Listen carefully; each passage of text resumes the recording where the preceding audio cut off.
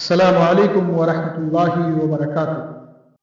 ایک لطیفہ سماعت فرمائیں جس کا عنوان ہے تیری مرضی پہ جینا اور تیری مرضی پہ مرنا۔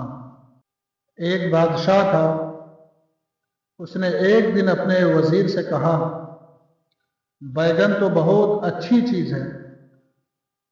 تو وزیر نے جواب دیا حضور بہت اچھی چیز ہے، یہ 2 روپیہ کلو مل جاتا ہے اور امیر غریب سبھی لوگ سالن بنا کر کھا لیتے ہیں۔ یہی تو خاصیت ہے اس کی کہ اللہ تعالیٰ نے اس کے سر پر تاج رکھ دیا ہے، یعنی جہاں سے بیگن توڑا جاتا ہے اس کے اوپر 4 یا 5 پتی تاج کے مثل ہوتی ہیں۔ پھر اس بات کے 4-6 مہینہ گزر جانے کے بعد ایک دن بادشاہ نے وزیر سے کہا وزیر یہ بیگن تو بہت بری چیز ہے۔ پھر وزیر نے بادشاہ کو جواب دیا حضور یہ بیگن بہت بری چیز ہے اور اس میں وٹامن تو بالکل نہیں ہوتا ہے، یہ گدھوں کے کھانے کی چیز ہے، انسان کے کھانے کی نہیں۔ یہی تو وجہ ہے کہ اللہ تبارک و تعالیٰ نے اس کے سر میں میخ یعنی کیل ٹھونک دی ہے، جہاں سے بیگن توڑا جاتا ہے اب اس ڈالی کو یہ میخ یعنی کیل کہہ رہا ہے، جبکہ وزیر نے اس کو پہلے سر کا تاج کہا تھا۔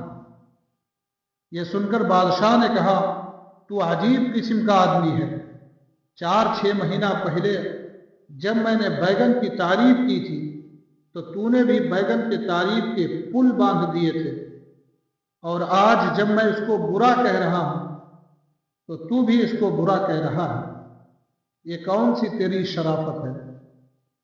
اب آپ وزیر کا جواب سنیے، اس نے بادشاہ کو کتنا اچھا جواب دیا۔ وزیر نے کہا کہ ہم بیگن کے تابع ہرگز نہیں ہیں، ہم آپ کے تابع ہیں۔ اگر آپ کے نزدیک یہ بیگن اچھا ہے تو ہمارے نزدیک بھی اچھا ہے، اور اگر آپ کے نزدیک یہ برا ہے تو ہمارے نزدیک بھی برا ہے، پھر ہم اس کی تعریف کیوں کریں؟ فائدہ یہی حال ہم مسلمانوں کا بھی ہونا چاہیے کہ دین کے بارے میں ہماری اپنی کوئی خواہش اور رائے نہیں ہونی چاہیے، یعنی اللہ اور اللہ کے رسول کے فرمان اور ان کے حکم پر ہماری خواہش قربان ہو جانی چاہیے۔ اللہ اور اللہ کے رسول نے جو چیزیں ہمارے لیے حلال کہا ہے اسے حلال کہنا چاہیے، اور جس چیز کو ہمارے لیے حرام کیا ہے اس کو حرام سمجھنا چاہیے۔